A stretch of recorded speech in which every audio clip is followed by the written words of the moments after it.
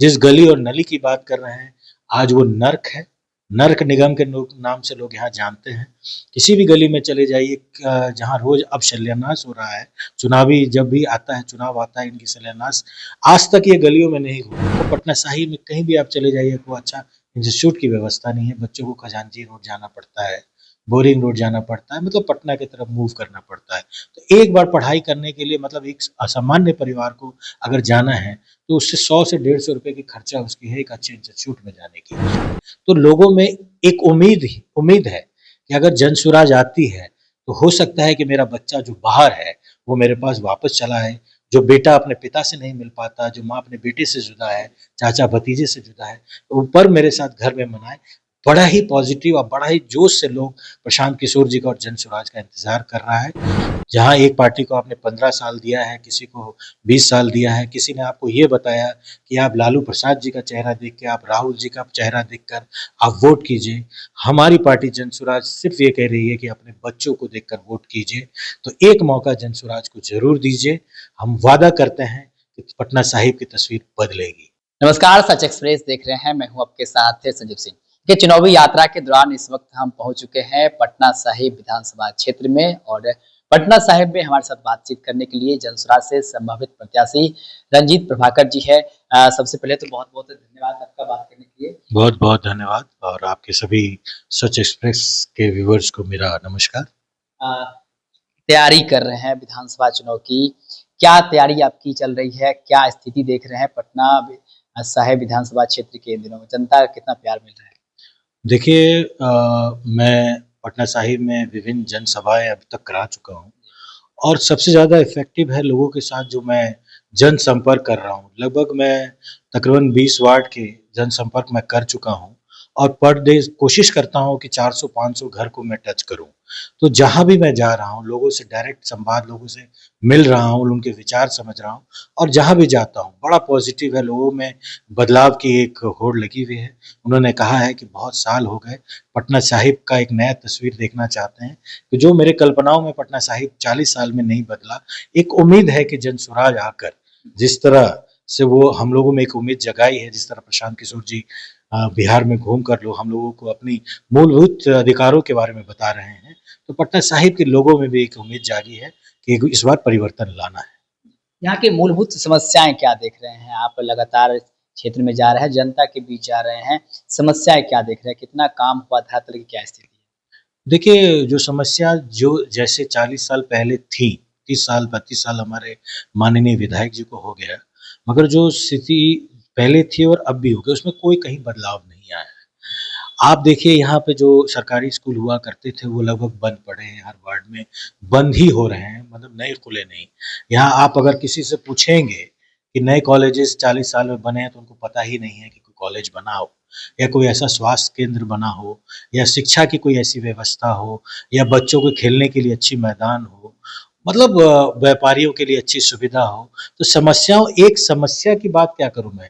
यहाँ समस्याओं का अंबार है, यहाँ पे शून्य है, कोई भी काम अभी तक नहीं हुआ है। लेकिन वर्तमान के विधायक जो दावे करते हैं, जो बातें करते हैं कि विकास हुआ है क्षेत्र में, मरीन ड्राइव की जिक्र कर देते हैं, हर जगह कहते हैं रोड बना हुआ, नली बना हुआ है, उनके बातों में कितना दम है? और जिस प्रकार से लगातार वो बयान दे रहे हैं, कई वर्षों से जीतते आ रहे हैं यहाँ से, तो आपके लिए कितनी चुनौती होगी? वर्तमान के विधायक हैं, विधानसभा के अध्यक्ष भी हैं।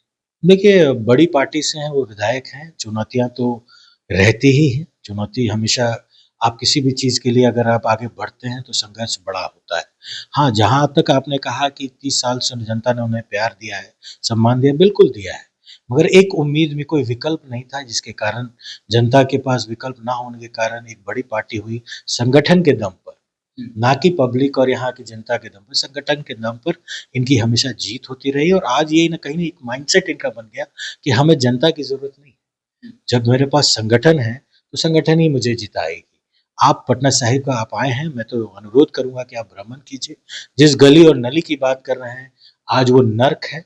नर्क निगम के नाम से लोग यहाँ जानते हैं। किसी भी गली में चले जाइए, जहाँ रोज अब शिलान्यास हो रहा है, चुनावी जब भी आता है, चुनाव आता है, इनकी शिलान्यास आज तक ये गलियों में नहीं घूमे, मगर जब से जन स्वराज आई है, लोग यहाँ पे मेहनत करना शुरू किए, इनको पता चल गया है लोगों को कि एक विकल्प के तौर पे है, तो इन्होंने गलियों में जाना और शिलान्यास करना अब तक शुरू किया है। लेकिन आप कह रहे हैं कि इससे पहले विकल्प नहीं था लोगों के पास। अब आप आए हैं, आप क्षेत्र में जा रहे हैं, जनता के बीच जा रहे हैं, लोग आप पर ही विश्वास क्यों करें? आप जनता के लिए ऐसा क्या करेंगे, क्या करने वाले हैं, जनता आप पर भरोसा करे? क्या एजेंडा आपका होगा? देखिए राजनीति सफ़र जो मेरा मेरा भी रहा है विभिन्न दलों के साथ, तो लोगों ने मुझे काम करते हुए यहाँ पे देखा है, वो समाज सेवी के तौर पे हो या किसी भी चीज़ की आवश्यकता जो लोगों की पड़ती है, ज़रूरतमंद के बीच में मैं खड़ा रहता हूँ। तो राजनीतिक पहचान थोड़ी-सी है और काफ़ी दिनों से कई बार मैं हमेशा ही ये कोशिश करता हूँ कि लोग जनता के बीच में रहूँ। तो इस बार जो विकल्प मजबूत विकल्प मिला है और हिम्मत मिला है लोगों को कि अगर प्रत्याशी और पार्टी दोनों ही अच्छे हैं, तो एक बार इन पे विश्वास किया जा सकता है, क्योंकि जहाँ मैं जा रहा हूँ, तो इस बार लोगों ने कहा है कि बहुत मेहनत और बहुत संघर्ष किया है आपने भी, इस बार हो सकता है कि आपको मंजिल मिले। तो इसलिए और मैं दर्द समझता हूँ क्योंकि मैं भी एक जनता ही हूँ और इससे पहले मैं समझता हूँ कि मूलभूत सुविधाएँ हमारे पटना साहिब में क्या चाहिए। उस दर्द को मैं भी झेलता हूँ, उस परेशानी को मैं भी झेलता हूँ, तो मैं इन चीज़ों को आकलन करके मैं समझता हूँ कि जो समस्याओं का अंबार है, तो सबसे पहले तो जो मैंने पहले बताई कि ना शिक्षा की व्यवस्था है, अगर अच्छी कोचिंग लेनी है, तो आपको पटना साहिब में कहीं भी आप चले जाइए, आपको अच्छा इंस्टीट्यूट की व्यवस्था नहीं है, बच्चों को खजांची रोड जाना पड़ता है, बोरिंग रोड जाना पड़ता है, मतलब पटना की तरफ मूव करना पड़ता है। तो एक बार पढ़ाई करने के लिए मतलब एक असामान्य परिवार को अगर जाना है, तो उससे 100 से 150 रुपए की खर्चा उसकी है एक अच्छे इंस्टीट्यूट में जाने की। तो क्या 40 या 30 साल में इतनी भी हमारी संवेदना नहीं हुई कि अच्छी शिक्षा की व्यवस्था, स्वास्थ्य की व्यवस्था, अच्छी बेरोजगार को रोजगार की व्यवस्था हम दे सके, बच्चों को खेल का मैदान दे सके।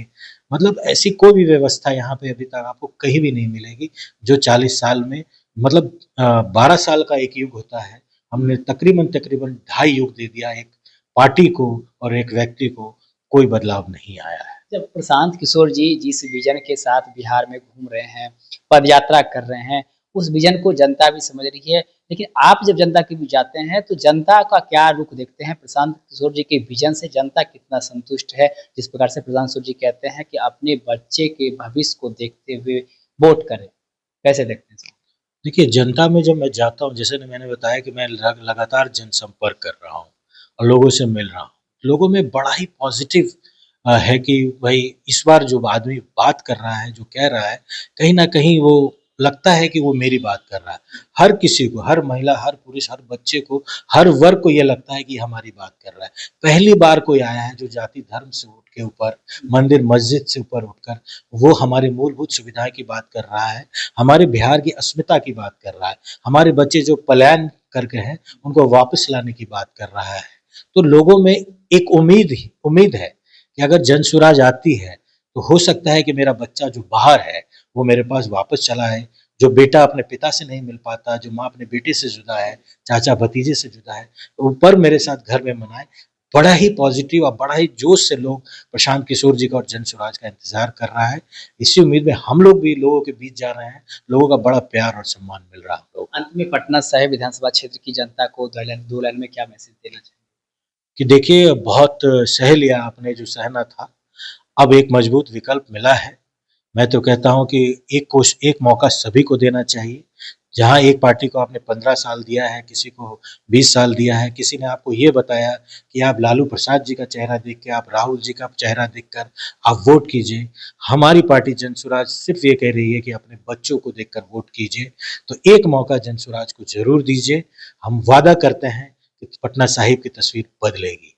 बहुत-बहुत धन्यवाद बातचीत करने के लिए। देखिए हमारे साथ बातचीत करते हैं पटना साहिब विधानसभा क्षेत्र से जनसुराज के संभावित प्रत्याशी हैं रंजीत प्रभाकर जी। इन्होंने जनता से अपील किए हैं कि आपने सबको मौका दिया, लालू यादव के शासनकाल को भी देखा, नीतीश कुमार के शासनकाल को भी देखा। एक बार आप जनसुराज पर भी भरोसा कीजिए, एक बार हमें मौका दीजिए। पटना साहिब की तकदीर और तस्वीर जो है वो बदल देंगे। अपने बच्चों के भविष्य को देखते हुए वोट करें। बाकी और भी हमने कई सारे सवाल किए पटना साहिब विधानसभा क्षेत्र के साथ-साथ बिहार की वर्तमान राजनीति को लेकर के। जवाब देते हुए क्या कुछ कह रहे थे आपने खुद सुना है। आप भी अपनी प्रतिक्रिया हमें कमेंट के माध्यम दे सकते हैं। आप सच एक्सप्रेस आप सभी का बहुत-बहुत धन्यवाद।